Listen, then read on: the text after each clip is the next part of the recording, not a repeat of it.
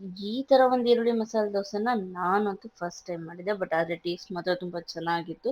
ಎಲ್ರಿಗೂ ತುಂಬ ಇಷ್ಟ ಆಯಿತು. ನಿಮ್ಮ ಮನೇಲಿ ದೋಸೆ ಹಿಟ್ಟು ಉಳ್ಕೊಂಡ್ರೆ ಏನು ಮಾಡ್ತೀರಾ? ಬೆಳಗ್ಗೆ ಎದ್ದು ಮಾಮೂಲಿ ಈರುಳ್ಳಿ ಹಾಕಿ ಈರುಳ್ಳಿ ದೋಸೆ ಮಾಡ್ತೀರಾ. ಬಟ್ ಆದರೆ ನಾನು ತೋರಿಸೋವಂಥ ಈರುಳ್ಳಿ ಮಸಾಲೆ ದೋಸೆನ ನೀವು ಒಂದ್ಸಲ ಟ್ರೈ ಮಾಡಿ ಮತ್ತೆ ಮತ್ತೆ ನಿಮ್ಮ ಮನೇಲಿ ಕೇಳ್ಬಿಟ್ಟು ಮಾಡಿಸ್ಕೊಂಡು ತಿಂತಾರೆ. ಅದಕ್ಕೆ ಏನೇನು ಬೇಕು ಅಂತ ನಾನು ತರಿಸ್ತೀನಿ, ನೀವು ಮಾಡ್ಕೊಳ್ತೀರಿ.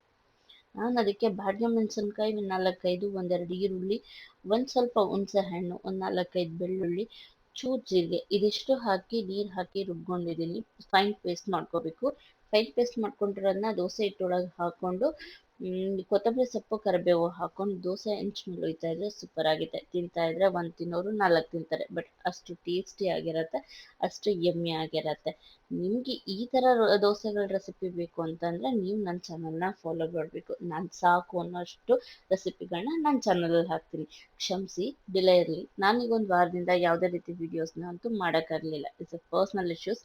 ನನಗೇನೋ ಸಮಸ್ಯೆ ಇದ್ದಿದ್ದರಿಂದ ಹಾಕಿರಲಿಲ್ಲ. ಅದಕ್ಕೆ ಇನ್ಮೇಲೆ ಪ್ರತಿದಿನ ಹಾಕ್ತಿದ್ದೀನಿ.